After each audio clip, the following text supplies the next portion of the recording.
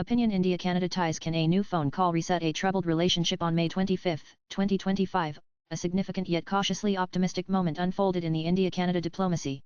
External Affairs Minister Drive S. Jaishankar and Canadian Foreign Minister Anita Anand held their first telephonic conversation, a symbolic and strategic attempt to thaw relations that had been frozen in diplomatic winter since 2023. So, what could this outreach mean for bilateral ties going forward diplomatically, economically, and geopolitically? And the roots of the current diplomatic standoff trace back to September 2023, when then Canadian Prime Minister Justin Trudeau alleged Indian involvement in the assassination of Hardeep Singh Nijjar, a designated Khalistani separatist, in British Columbia.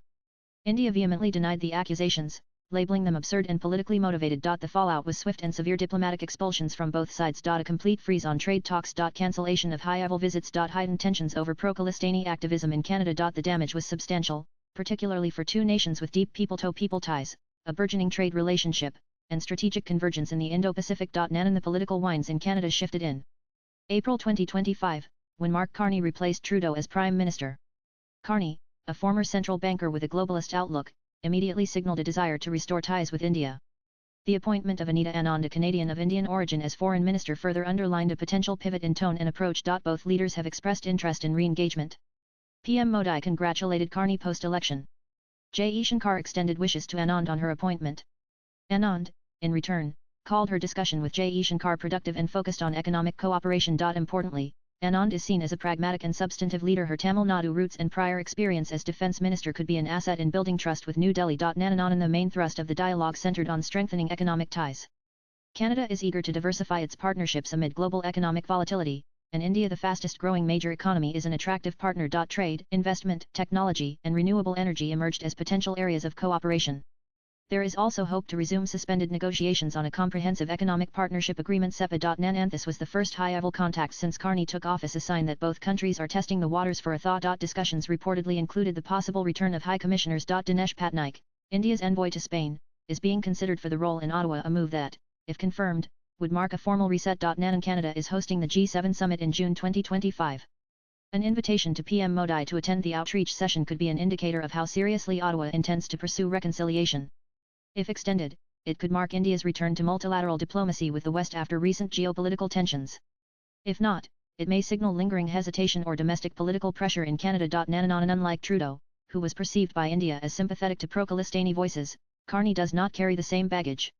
His condemnation of the April 2025 Pahalgam terror attack attributed to Pakistan-backed militants was noted positively in New Delhi. And Anita Anand is seen as a trusted, no-nonsense figure with Indian heritage and an appreciation of both Western democratic values and Indian sensitivities.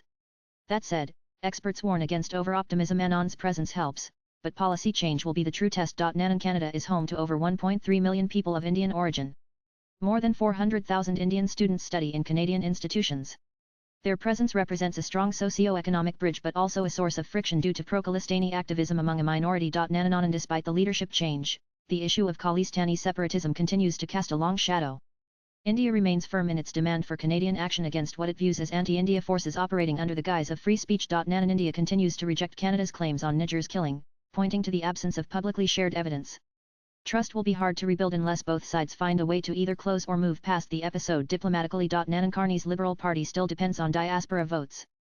The defeat of Jagmeet Singh's New Democratic Party, seen in India as Khalistan sympathetic, might ease pressures, but domestic sensitivities around free speech, religious identity, and minority rights remain potent. And India's known alignment and strategic autonomy sometimes sit uncomfortably with Canada's tight-knit G7 and NATO affiliations. Add to that India's recent hardline posturing after the Pahalgam attack, and divergences in diplomatic style and strategic priorities may widen. And the May 25 conversation isn't a breakthrough, but it's a breakthrough moment. What comes next? The G7 outreach, the reinstatement of envoys, the handling of the Khalistan issue will define whether the reset has legs or falls flat. If handled with maturity and mutual respect, the India-Canada relationship could once again become a strong pillar in the Indo-Pacific strategic architecture. Both economies stand to gain. So does global diplomacy, particularly at a time when democratic consensus is fraying under the strain of extremism, misinformation, and great power rivalry. Diplomacy often turns on symbolic gestures, a phone call here, a handshake there. But real resets require more tough conversations, policy shifts, and mutual concessions. Swipe left for next video. The Jaishankar Anand call is the first step towards reopening that door. Whether it leads to genuine reconciliation or remains a political formality depends on the choices both nations make in the weeks ahead. Views expressed in the above piece are personal and solely those of the author. They do not necessarily reflect NEWS18's views. Latest blogs.